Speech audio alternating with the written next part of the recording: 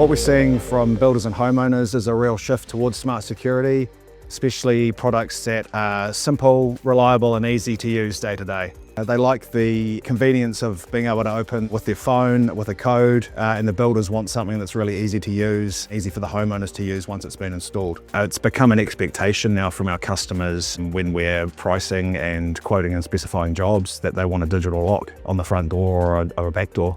For us, we like the Unity Slim. It's got a really modern, sleek look, which goes really nice on architectural and modern doors, which we do a lot of. We like the fact that it has multi-point locking, which is super important for a lot of the doors we do with the extra height and ceiling and a lot of the energy efficiency requirements that we see these days. We also like the really strong warranty support that we get from Yale and the after-sales support, which is super important for homeowners using the product later on. I see the Unity Slim fitting really well into new builds and modern architectural homes. We can use it on the entry door, we can use it on the back laundry door, any different type of back set we want, which makes it really easy for specifying and covering the solutions we need. Having the lock locally powder coated and supplied is really big for us. We can match any colour to our joinery extrusions or the other hardware in the house. That's a really great point of difference when we're dealing with high-end architectural builds and modern homes where details matter.